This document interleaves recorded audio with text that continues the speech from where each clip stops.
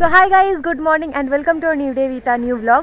So আমি আবার একটা নতুন ব্লগ নিয়ে চলে এসেছি তোমাদের সাথে। তবে কোথায় যাচ্ছি কি না যাচ্ছি সেটা জানতে হলে গোটা ব্লগটা দেখতে হবে। আর এখন ঘড়িতে সময় হচ্ছে সকাল 9টা, আর আমরা আমাদের বাড়ি থেকে আমাদের গন্তব্যের উদ্দেশ্যে রওনা দিয়েছি সকাল 7টায়। তো যাই হোক, এখন আমরা দাঁড়িয়েছি বনলতায় টিফিন করব বলে। আর এই বনলতা তোমাদের কী বা ঘুরে দেখাবো। আমি আমার আগের চ্যানেলের যারা দর্শক বন্ধু ছিলে তারা তো জানো কি আমি তোমাদের একটা ব্লগে মনে হয় বনলতা ঘুরিয়ে দেখিয়েছিলাম। আর এই বনলতা এখন একটা খুব কমন জায়গা হয়ে গেছে, কম বেশি অনেকেই আসো, কিন্তু যারা আসোনি তারা একবার এসে ঘুরে যাও, আশা করছি তোমাদের ভালো লাগবে। তো যাই হোক, তোমরা গোটা ব্লগটা দেখতে থাকো, আশা করছি ভালো লাগবে। আর আমার আগের চ্যানেলের যারা দর্শক বন্ধু ছিল তাদের উদ্দেশ্যে একটাই কথা বলবো কি, তারা আমার আগের চ্যানেলটাকে যতটা ভালোবাসা দিয়েছিলে আমার এই নতুন চ্যানেলটাকে ততটাই ভালোবাসা দিও, কারণ তোমাদের সাপোর্ট ছাড়া বা তোমাদের ভালোবাসা ছাড়া আমি যতদূর গেছিলাম অতটাও হয়তো যাওয়া পসিবল নয়। তো যাই হোক, তোমরা দেখতে থাকো, আশা করছি তোমাদের ভালো লাগবে।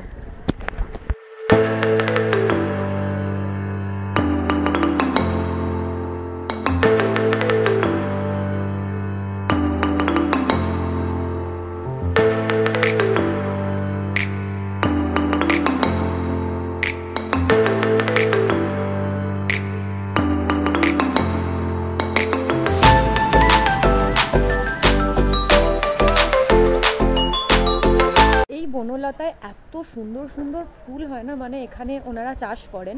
আর আমি বলবো এই গোটা বনলতা ঘুরে দেখতে গেলে সব থেকে বেস্ট টাইম হচ্ছে শীতকাল।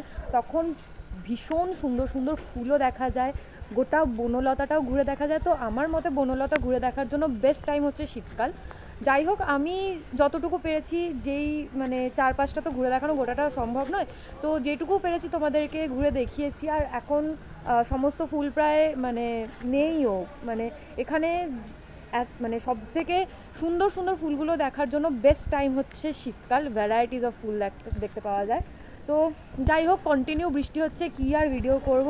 তোমরা দেখতে থাকো, কোথায় যাচ্ছি সেটা তোমাদেরকে একবারে গিয়ে রিভিল করবো। Till then keep watching. তো এখন ঘড়ির কাঁটায় সময় হচ্ছে 3:20, আর আমরা জাস্ট একটু আগে আমাদের আজকের গন্তব্যে এসে পৌঁছালাম। আমরা এসেছি কাঁকড়াঝোড়, যেটি ঝাড়গ্রামে অবস্থিত।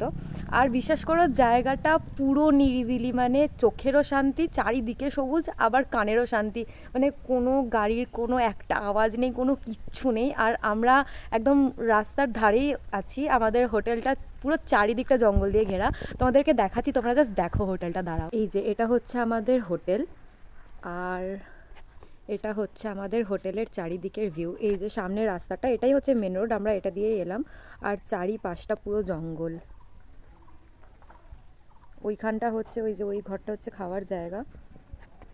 পুরো সাইডটা পুরো জঙ্গল দিয়ে ঘেরা, যেদিকেই তাকাবে সেদিকেই শুধু জঙ্গল। Hi everyone, good morning and welcome to new day with a new blog. So এখন ঘড়ির কাঁটায় সময় হচ্ছে সকাল 9:30, আর আমরা এই কাঁকড়াঝোড় ছেড়ে বেরিয়ে যাব আমাদের নেক্সট ডেস্টিনেশনের উদ্দেশ্যে।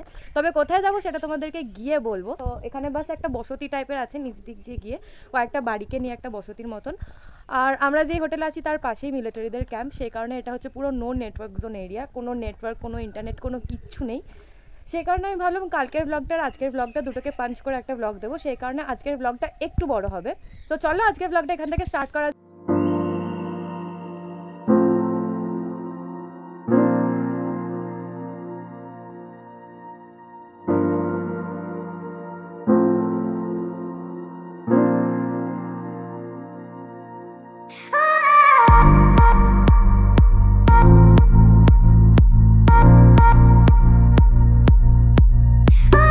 এখানেই কিন্তু মূলত 1974 সালে বাংলার জনপ্রিয় চলচ্চিত্র চারমূর্তি সিনেমার শুটিং হয়েছিল।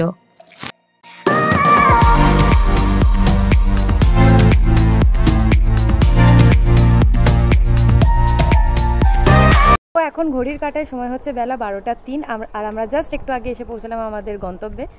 হ্যাঁ, আমরা এসেছি ঘাটশিলা, যেটি সুবর্ণরেখা নদীর তীরে ঝাড়খণ্ড রাজ্যের ইস্ট সিংভূম জেলায় অবস্থিত। আর এই ঘাটশিলা মূলত এশিয়ার প্রথম তামার খনি এবং বিশ্বের দ্বিতীয় গভীরতম খনির জন্য বিখ্যাত। তো চলো আমরা যে হোটেলটায় এসে উঠেছি, হোটেলের দিনের বেলার ভিউটা তোমাদেরকে দেখাই। পাশ দিয়েই বয়ে চলে আসে সুবর্ণরেখার নদী, ওই দেখো পেছন দিকে দেখতে পাওয়া যাচ্ছে। আর এই হোটেলটার নাম হচ্ছে রিসর্ট রাতমোহনা ইন।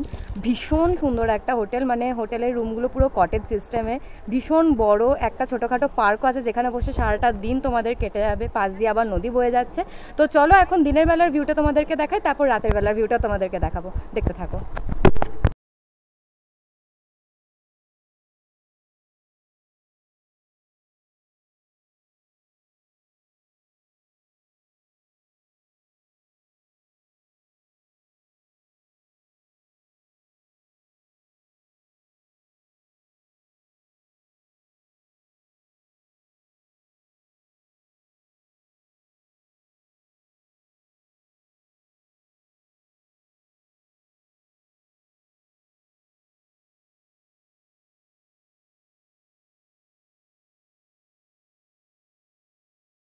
তো আমি তোমাদেরকে যেমনটা বলেছিলাম কি এখানে রাতের ভিউটা তোমাদেরকে দেখাবো, তো আমি তোমাদেরকে দেখাচ্ছি রাতের ভিউটা।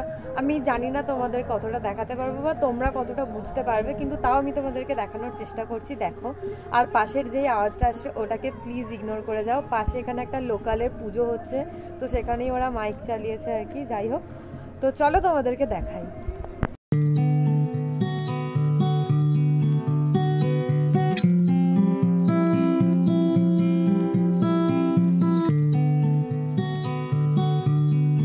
So hi everyone, this is day 2 in Ghatshila. আর আমি আজকে সকাল থেকে এখন অবধি ব্লগ স্টার্ট করিনি, তার কারণ আজকে সকালে দেখানোর মতন এখানে কোনো কিছুই ছিল না, কারণ আমরা সকালবেলা আজকে রুমেই ছিলাম। তো চলো, এখন ঘড়িতে অলমোস্ট সময় হচ্ছে তোমার অ্যাপ্রক্স 4টে। এখন আমরা এখানকার যে সমস্ত সাইট সিনগুলো আছে সেগুলো করতে বেরোবো। আমরা যে যে জিনিসগুলো দেখবো সেগুলো তোমাদেরকেও দেখানোর চেষ্টা করবো। আই হোপ কি তোমাদের ভালো লাগবে। তো চলো আজকে ব্লগটা এখান থেকে স্টার্ট করি। তো এখন ঘড়ির কাটায় সময় হচ্ছে 4:30, আর আমরা সর্বপ্রথম এসেছি রনকিনী দেবী মন্দির, যেটি ঘাটশিলা থানার পাশেই। তো চলো এখন মন্দিরটার ভেতর যাওয়া যাক, আমিও যাই, তোমাদেরকেও দেখাই, দেখতে থাকো।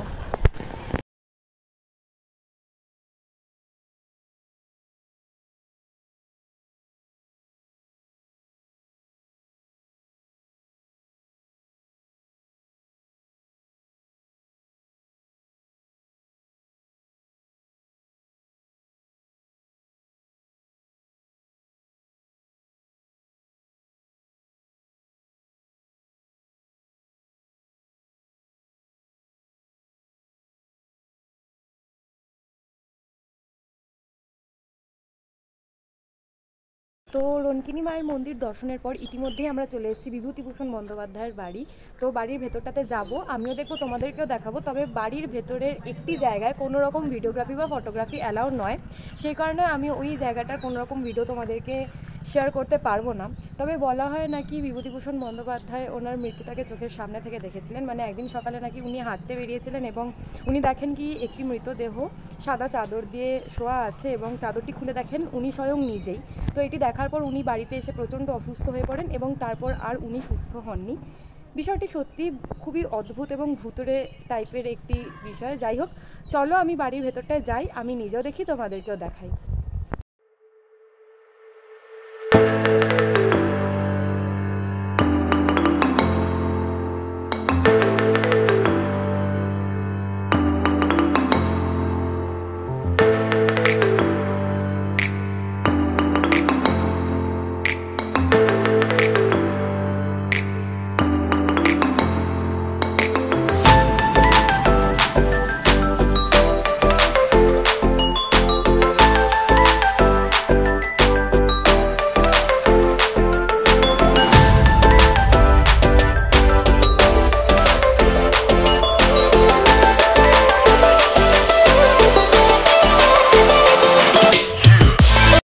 বিভূতিভূষণ বন্দ্যোপাধ্যায়ের বাড়ি তো তোমরা দেখলেই, তবে যেই জায়গাটার পার্টিকুলারলি ভিডিওগ্রাফি অ্যালাউ ছিল না, সেখানে মূলত ওনার ব্যবহৃত সমস্ত জিনিসপত্র, ওনার ব্যবহৃত পোশাক আশাক সমস্ত কিছু রাখা।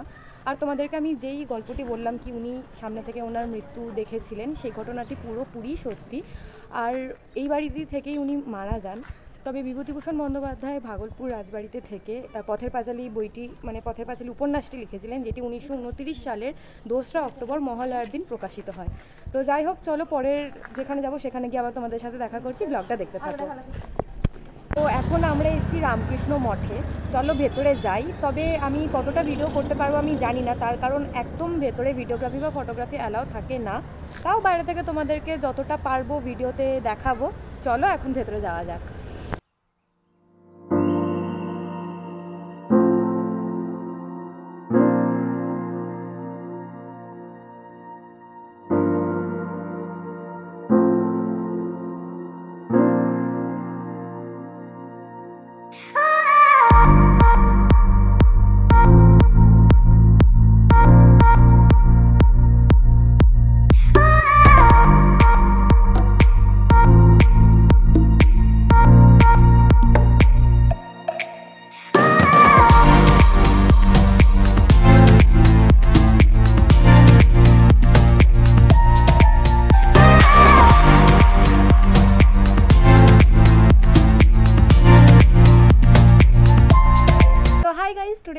Last day in Ghatshila. So আজকেও সকাল থেকে আমরা হোটেল থেকে কোথাও যাইনি, কারণ এখানে আর খুব একটা সাইট সিন দেখার মতো নেই। সকাল থেকে আমরা হোটেলেই ছিলাম।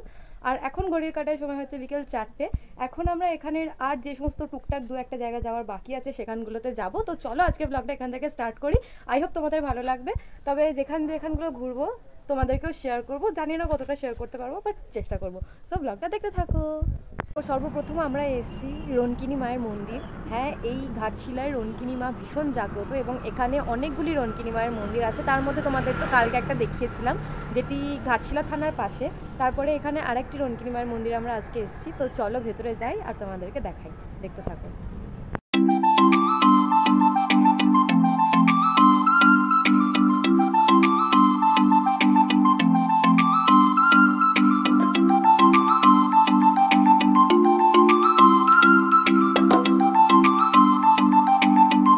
এখন আমরা এসেছি গালোডি ড্যামে। না তো আছে এখানে অত বেশি জল, না তো আছে কিছু, তাতেও তোমাদেরকে দেখাচ্ছি, তোমরা দেখো। তবে ভিউটা সুন্দর। তো চলো তোমাদেরকে দেখাই।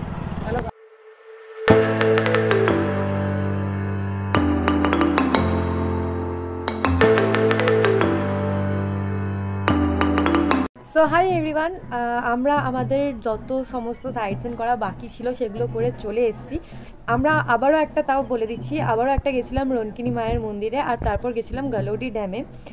তারপরেও একটা জায়গায় গেছিলাম, একটা মন্দির যেটা একদম পাহাড়ের ভেতর দিক দিয়ে গিয়ে একদম পাহাড়ের টপে। ভীষণ বাজে রাস্তা, কিন্তু আমি আর মা হাফ গিয়ার যায়নি, বাবা আর জেঠু গেছিলো। তো ওই কারণে সেখানটার ক্লিপসও নিইনি।